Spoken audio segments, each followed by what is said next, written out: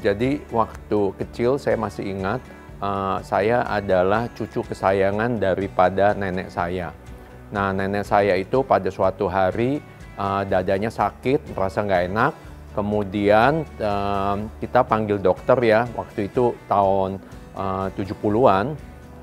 Kita panggil dokter internis, datang ke rumah, kemudian sempat di EKG, dinyatakan normal sama dokter internisnya. Nah, habis itu 1 hari kemudian nenek saya meninggal. Nah, itu saya masih pegang simpenan daripada EKG-nya. Nah, setelah itu ketika saya sudah menjadi dokter jantung atau dalam proses menjalani pendidikan di Australia, saya baca ternyata EKG-nya itu tidak normal. EKG-nya itu sesuai dengan nenek saya itu kena serangan jantung besar.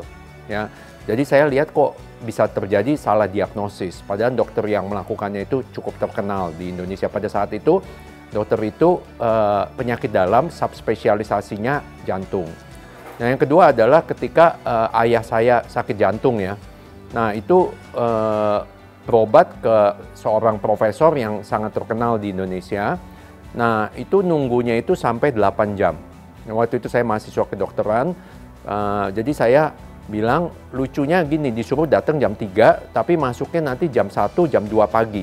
Ya. Nah, waktu itu saya agak kesel, tapi nggak berani membantah apapun juga. Saya bilang kenapa nggak suruh datang aja jam 1 pagi gitu, jadi bisa masuk jam 2 pagi gitu.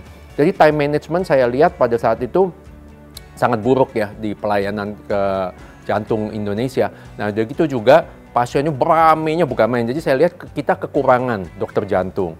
Maka itu ayah saya berpesan kepada saya, sekarang ayah saya sudah almarhum.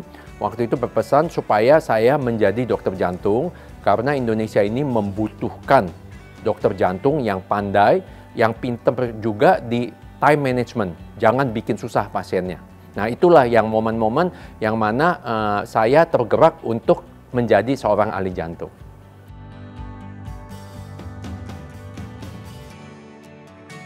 Perjalanan hidup saya sampai saya bisa menjadi dokter jantung itu adalah luar biasa ya.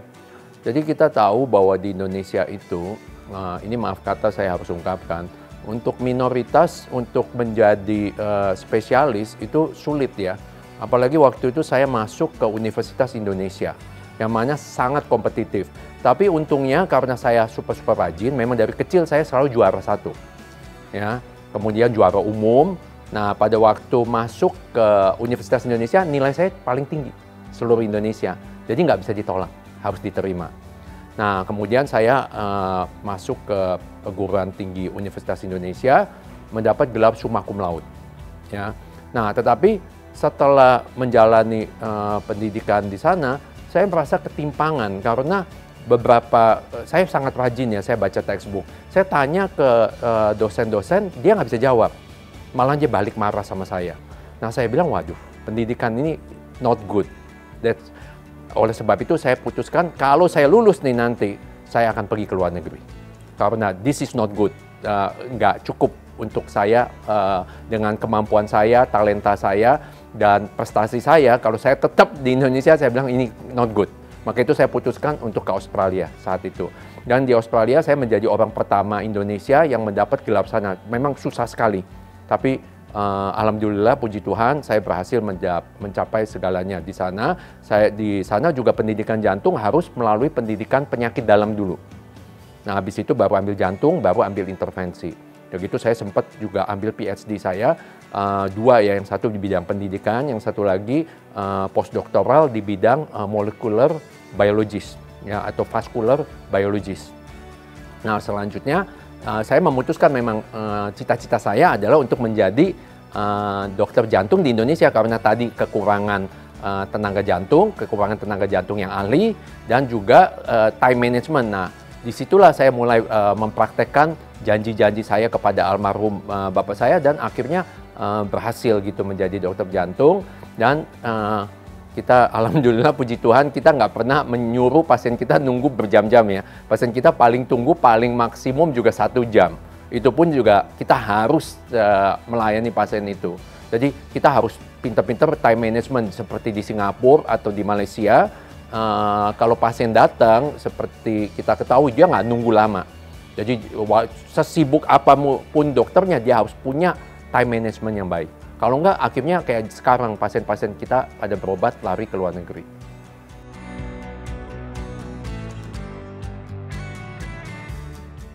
Jadi drug-coated balloon itu, awal ceritanya drug-coated balloon itu ada sebetulnya dari tahun 2000-an gitu, sebetulnya udah lama.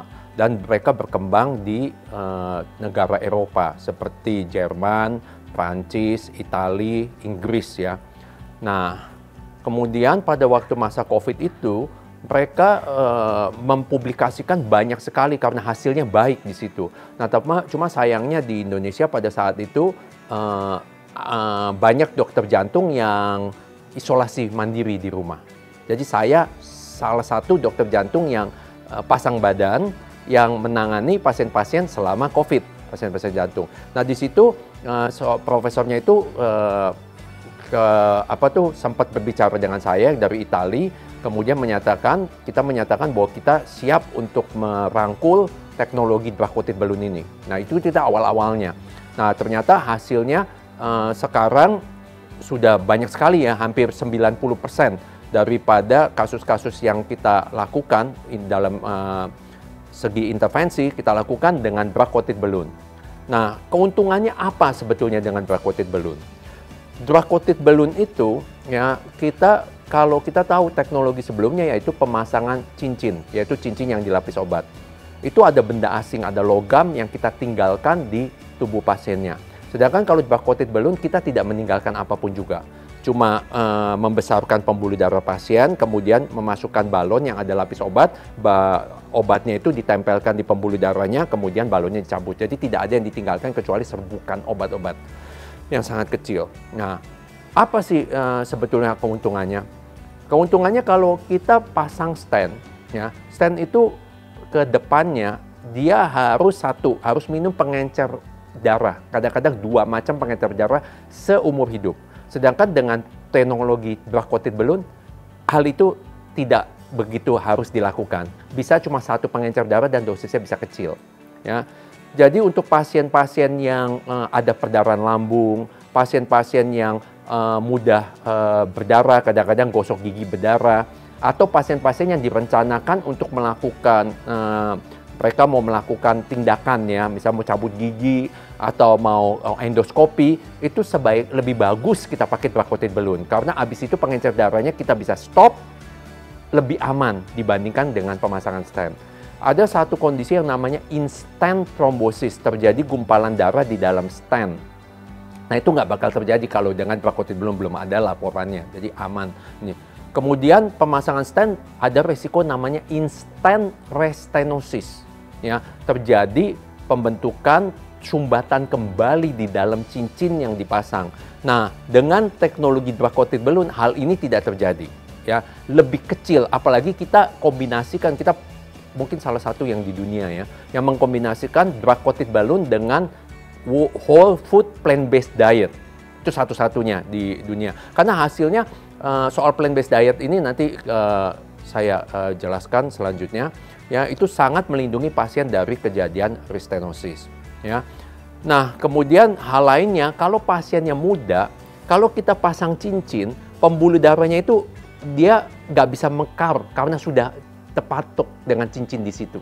Ya, sedangkan kalau drug-coated balloon dia masih bisa mekar. Jadi kalau pasiennya aktif olahraga, pembuluh darahnya bisa mekar, menciut sesuai dengan kondisi pembuluh darah aslinya. Jadi drug-coated balloon membiarkan pembuluh darah itu seperti aslinya.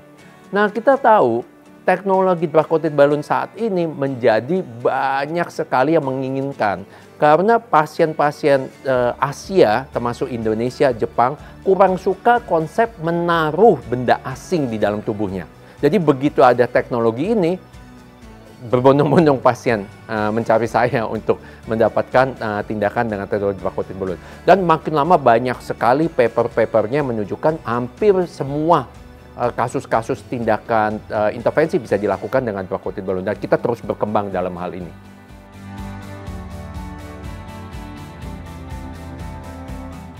Jadi kita satu-satunya center di Indonesia yang menjalankan plant-based diet ya, yang pertama kali untuk kasus jantung ya, untuk seorang dokter jantung menjalankan plant-based diet. Kejadiannya sebetulnya miraculous, terjadi secara keajaiban.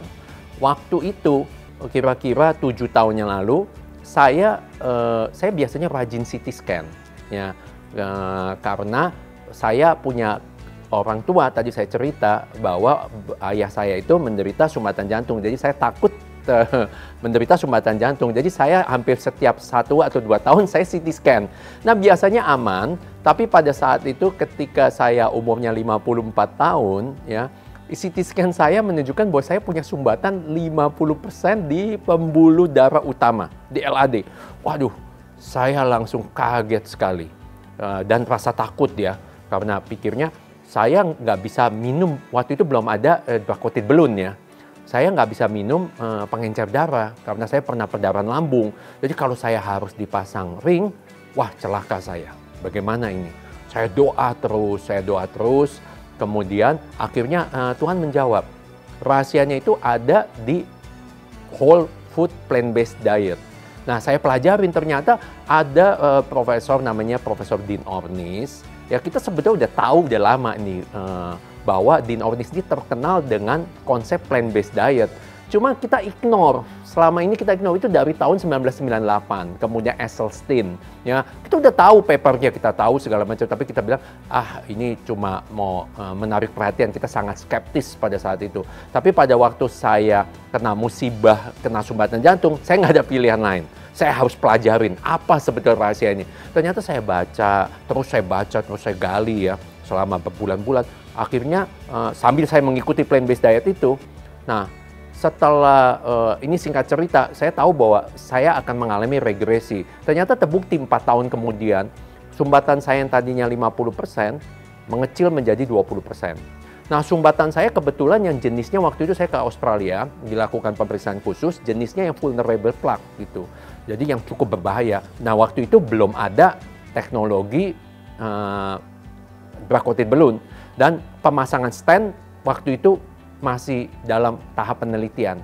Jadi saya ditawarkan, saya bilang enggak deh, saya mau ikut ini dulu, whole food plant-based diet. 4 tahun kemudian saya datang kontrol, mereka pada bingung. Kok bisa sumbatannya mengecil gitu.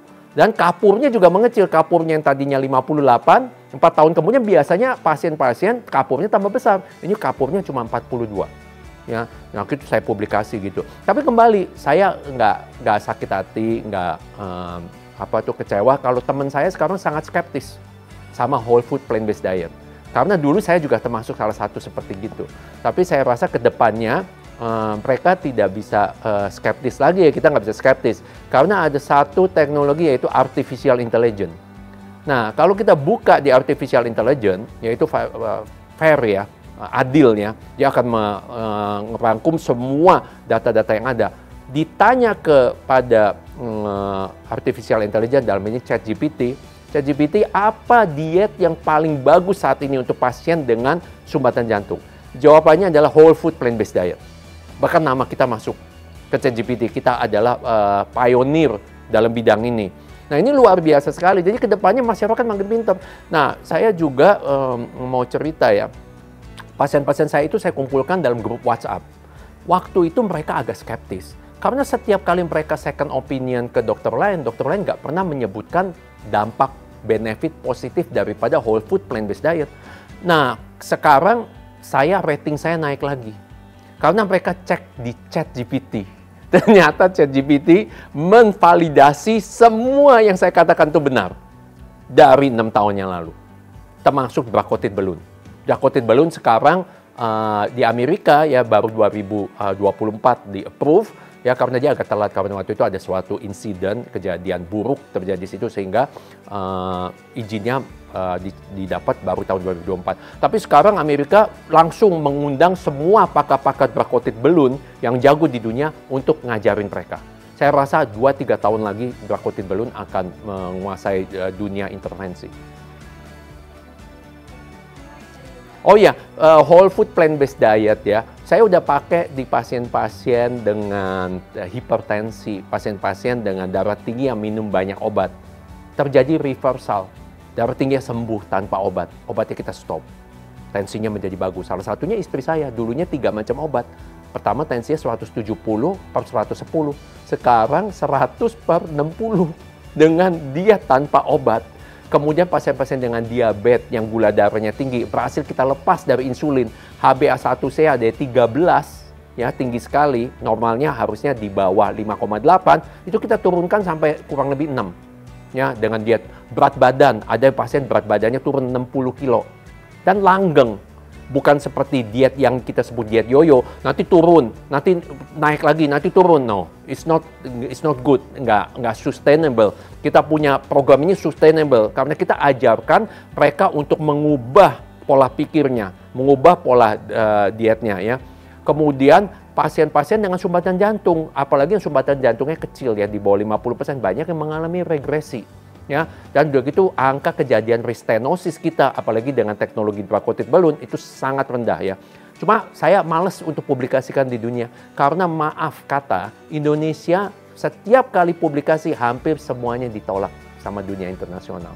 Karena tidak punya nama. Kalau kita lihat 1000 dari rumah sakit yang punya nama di dunia, kita tidak punya satu pun juga. Malaysia ada 2, Singapura ada 8, Australia ada 10 atau berapa. Gitu.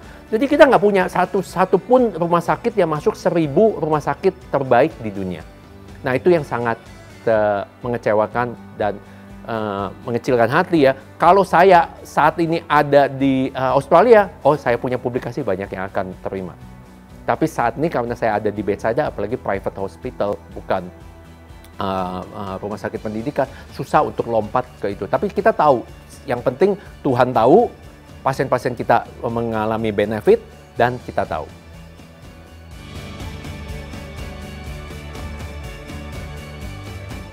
Teknisnya itu kita itu menghindarkan makanan-makanan atau produk makanan yang dari hewani. Termasuk susu, jangan terlalu banyak, sesedikit mungkin. Telur kalau bisa putihnya aja, jangan merahnya banyak kolesterol. Nah udah gitu daging binatang termasuk ayam, ikan, sapi, segala macam itu kita hindari. Karena dia mengandung sesuatu zat yang mana bisa menyebabkan terjadinya sumbatan jantung seperti TMAO. Kemudian produk binatang ini tidak mengandung nitric oxide. Tidak mengandung nitric oxide sehingga nitric oxide itu diperlukan untuk sel endotel supaya tidak terjadi aterosklerosis atau sumbatan jantung dan juga mencegah terjadinya restenosis. Nah itu nitric oxide itu nggak ada pada produk binatang. Maka itu kita anjurkan pasien-pasien makan yang basicnya nabati, makan sayur-sayuran, makan buah-buahan, makan kacang-kacangan. Karena itu semuanya bagus untuk mikrobiota usus kita. Supaya mikrobiota nanti mengeluarkan zat yang mencegah terjadinya sumbatan jantung. Nah sayangnya konsep ini ya masih belum bisa diterima oleh kedokteran jantung di Indonesia. Saya bersyukur pasien-pasien saya yang ke Singapura, ke Malaysia, dokternya nggak ngerti whole food plant-based diet. Nah itu untung untuk kita. Apalagi pasien kita ada yang pergi ke Mayo Clinic, ke Cleveland Clinic dan membenarkan memang betul diet itu. Cuma sulit diet itu. Tapi diet itu benar, bisa bikin regresi, bisa bikin kecil sumbatan jantung yang belum begitu besar dan juga bisa mencegah restenosis gitu. Cuma agak sulit, maka itu kita bimbing. Tergantung kita sebagai coach, sebagai pembimbingnya pasien ini, kita sendiri harus lakukan. Ya, kadang-kadang masalahnya dokter kita nggak mau melakukan karena dia sendiri mau makan enak. Ya konsep makannya itu maunya makan enak, bukan makan sehat. Nah itu udah salah. Kalau dokternya gemuk ya, habis gitu nganjurkan untuk pasien ikut diet supaya kurus, nanti kan orang ketawa. Dia bilang, kok you don't help yourself? Ya kita harus jadi role model. Jadi kita jadi role model ini nggak gampang. Saya harus olahraga segala macam, juga menjaga apa yang saya makan. Bukan. Jadi saya nggak mau jadi orang munafik ya. Saya tidak melakukan apa yang saya ajarkan. Saya melakukan apa yang saya ajarkan dan kita menjadi role model untuk itu. Tapi sekarang pasien-pasien mulai balik lagi ikutin whole food plant-based diet. Diet kita bukan hanya plant-based diet aja, tapi kita menganjurkan juga cara olah makanannya. Contohnya makanannya itu tidak boleh digoreng. Ya, tidak boleh pakai minyak, ya. Nah, jadi walaupun plant-based, kita nggak menganjurkan misalnya sayuran lebih baik mentah atau direbus atau dikukus. Tidak dianjurkan dengan digoreng pakai minyak atau dipanaskan dengan itu karena nitric oxide-nya rusak. Jadi tempe, tahu sebaiknya dikukus atau direbus, bukan digoreng gitu. Jadi bukannya linear dengan yang sama yang saat ini masyarakat kita makan, tapi ini beda sekali.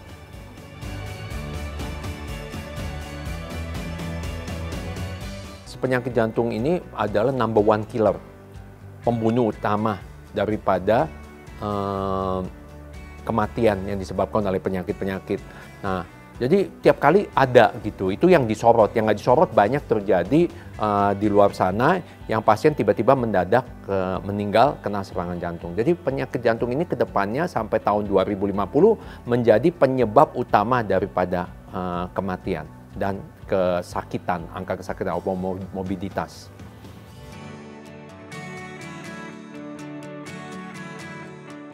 Kita nggak tahu mau sampai kapan pemerintah akan menanggulangi masalah daripada BPJS ini ya. Kita tahu BPJS ini 60-70% didominasi oleh penyakit-penyakit kronis. Penyakit kronis itu tadi termasuk penyakit jantung, penyakit hipertensi, penyakit diabetes, penyakit kolesterol tinggi, penyakit obesitas, penyakit dengan autoimun atau kanker, itu semuanya bisa diperbaiki jika kita ubah pola hidup daripada pasien-pasiennya. Nah, oleh sebab itu pemerintah seharusnya merangkul ya daripada perubahan pola hidup. Kalau tidak, penyakit ini akan semakin tinggi. Contohnya aja, pasien sudah dilakukan intervensi. Saat ini BPJS intervensi dengan pemasangan ring. Tidak melakukan ubah pola hidup. Tahun depannya datang lagi, pasang lagi. Tahun depannya datang lagi, pasang lagi. Dan seterusnya, dan seterusnya.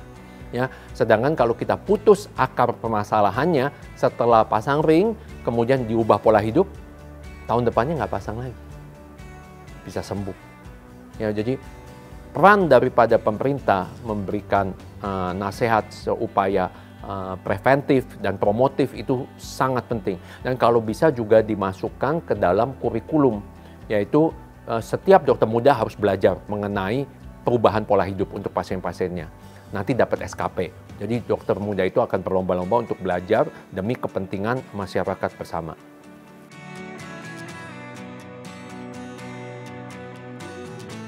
Oh, saya sekarang sebetulnya saya mau mengucapkan terima kasih ya kepada pemerintah dalam hal ini dengan mengadakannya Omnibus Law dan Menteri Kesehatan kita saat ini Budi Sadikin, saya sangat kagum yang mau melakukan perombakan total terhadap sistem kedokteran di Indonesia. Ya, terus terang dulu kalau kita melakukan banyak siaran-siaran seperti ini dilarang, katanya menyombongkan diri. Ya, ini nggak boleh, itu nggak boleh. Jadi habis kita punya market, habis diambil semua sama Singapura, sama Malaysia. Nah, sekarang kita bebas merdeka, didukung oleh pemerintah. Ya, kita boleh melakukan upaya promotif, preventif untuk diri kita sendiri, tapi kalau pemerintah ikut campur lebih bagus lagi. Kita boleh melakukan hal ini, kemudian juga apa-apa sekarang gampang. Misalnya kita butuh alat. Alat itu penting untuk melakukan tindakan jantung. Itu kita bisa datang ke Departemen Kesehatan untuk bersama-sama meminta kepada Direktorat dari Perizinan Obat dan Makanan untuk merestui alat itu dengan cepat tanpa bertele-tele. Sehingga kita bisa bersaing karena visi misinya Pak Menkes kan sama. Ingin bersaing supaya 260 triliun tidak terbang ke luar negeri, berobat ke Singapura salah satunya atau ke Malaysia. Nah, visi kita sama. Jadi dengan adanya dukungan ini kita bersyukur supaya kedepannya semuanya berjalan dengan lancar. Pasien-pasien kita bisa balik lagi, kita tarik pulang yang tadinya berobat ke Malaysia atau Singapura bisa kita tarik pulang kembali.